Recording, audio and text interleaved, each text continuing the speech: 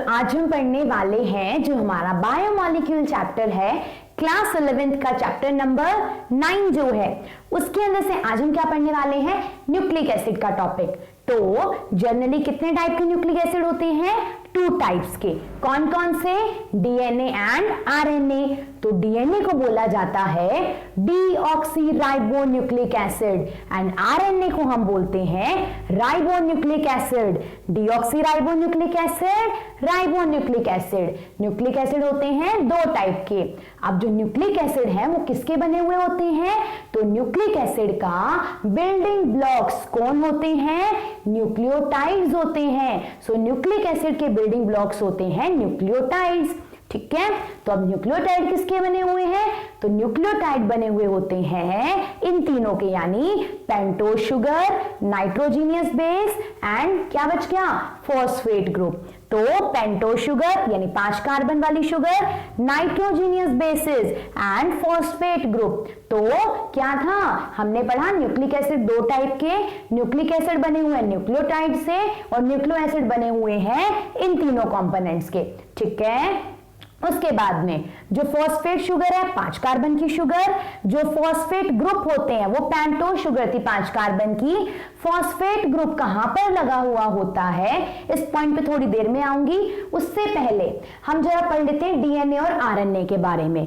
तो डीएनए के अंदर, डीएनए न्यूक्लिक एसिड है, क्या कौन कौन से 3 कंपोनेंट होंगे, नाइट्रोजीनियस बेसिस, शुगर और फॉस्फेट ग्रुप। तो डीएनए के अंदर जो शुगर होती है उसका नाम होता है डीऑक्सीराइबोज शुगर, और डीएनए के अंदर जो नाइट्रोजीनियस बेसिस होते हैं वो होते हैं 4। कौन कौन से, एडेनिन जिसको ए से रिप्रेजेंट करते हैं, गवानीन जिसको जी से रिप्रेजेंट करते हैं, साइटोसिन सी से रिप्रेजेंट करते हैं और थायमीन को हम टी से रिप्रेजेंट करते हैं। ठीक है, ठीक ऐसे ही जो आरएनए है दूसरा न्यूक्लिक एसिड, उसके अंदर होती है राइबोज शुगर। दूसरा नाइट्रोजीनियस बेस कौन सा, कौन कौन से, 4 ही होंगे, एडेनिन सेम, गवानीन सेम है, साइटोसिन भी सिर्फ सेम होते हैं नाइट्रोजीनियस बेसिस। सिर्फ क्या होगा, डीएनए में थायमीन होगा और आरएनए के अंदर उसकी जगह पे क्या होगा, यूरेसिल प्रेजेंट होगा। यूरेसिल को किससे रिप्रेजेंट करेंगे, यू से। डीएनए में थायमीन, आरएनए के अंदर यूरेसिल, बाकी सब क्या होगा, सेम होगा।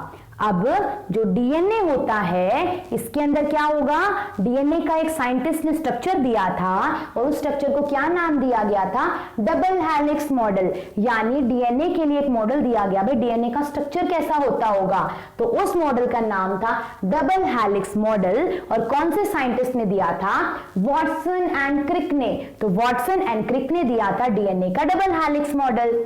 ठीक है, और इन्होंने क्या कहा था कि डीएनए ऐसे स्पाइरल, मतलब जिसे बोलते हैं ना ऐसे स्पाइरल शेप में बना हुआ है और डीएनए के अंदर 2 चेन होती है, यानी डबल स्ट्रैंडेड है। डीएनए कैसा होता है, डबल स्ट्रैंडेड, 2 स्ट्रैंड होंगी और उन स्ट्रैंड्स को नाम दे दिया गया, एक स्ट्रैंड ये वाला, एक स्ट्रैंड ये वाला।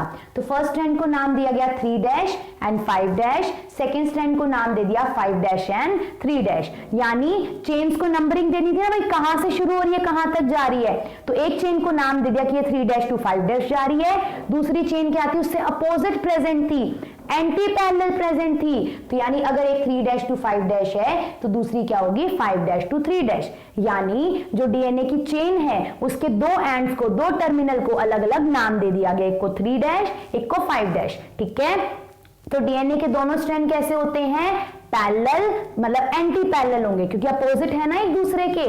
यहां तक हो गया अपना, आगे चले। अच्छा, फिर एक क्वेश्चन आता है कि डीएनए की बैकबोन क्या है, यानी जो डीएनए का मेन स्ट्रक्चर है वो किसके ऊपर टिका हुआ है, वो टिका हुआ है शुगर, फॉस्फेट एंड शुगर। मतलब एक शुगर आएगी, उसके बाद फिर से एक फॉस्फेट ग्रुप आएगा, फिर शुगर आ जाएगी, यानी शुगर, फॉस्फेट एंड शुगर। तो बैकबोन पूछ ली जाए तो किसकी बनी हुई है डीएनए की बैकबोन, शुगर एंड फॉस्फेट की। एक शुगर आएगा, फिर फॉस्फेट आ जाएगा, फिर शुगर आ जाएगा। ठीक है, बचे नाइट्रोजीनियस बेसिस, क्योंकि डीएनए डीएनए तो 3 चीजों से बना हुआ था, तो फॉस्फेट ग्रुप आ गया, शुगर हमने काउंट कर ली। जो नाइट्रोजिनस बेसिस होते हैं वो इस बैकबोन से बाहर की तरफ निकले हुए होते हैं, यानी प्रोजेक्टेड आउटवर्ड होते हैं, ठीक है। तो बैकबोन मेन स्ट्रक्चर किसका बना, शुगर और फॉस्फेट का, नाइट्रोजिनस बेसिस उससे बाहर की तरफ निकले हुए, मतलब प्रोजेक्टेड आउट हुए। यहां तक हो गया अपना, आगे चले, ठीक है।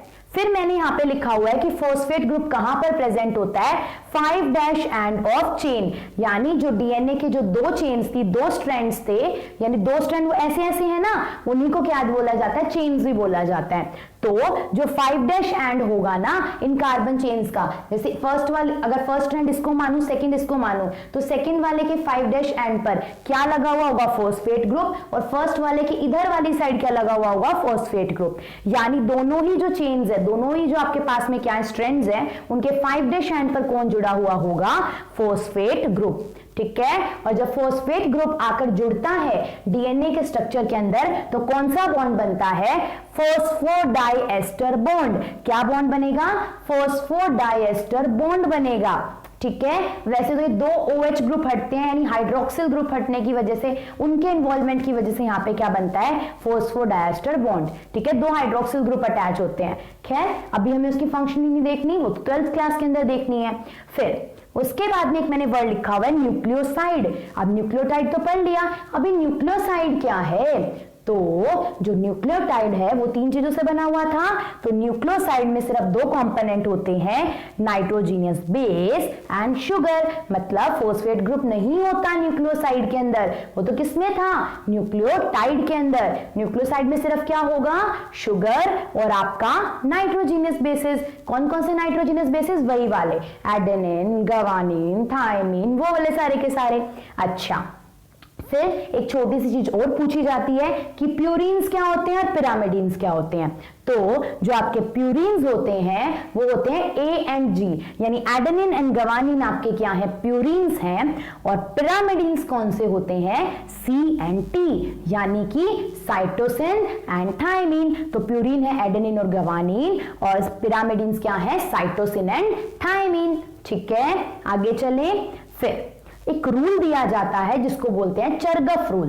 तो जो चरगफ रूल है ये हमें कहता है कि जो पिरामिडीन्स और प्यूरिन्स हैं ये हमेशा क्या होते हैं, बराबर अमाउंट के अंदर होते हैं, यानी प्यूरिन्स और पिरामिडीन्स की रेशो क्या होती है, हमेशा बराबर, यानी हमेशा 1:1 के अंदर होते हैं। क्या, प्यूरिन और पिरामिडीन्स। तो यानी A+ में G, प्यूरिन्स किसके बराबर होंगे, C+ में T के बराबर, और इनकी रेशो क्या होगी, 1:1। तो Ag और Ct क्या होंगे, बराबर होंगे, ठीक है।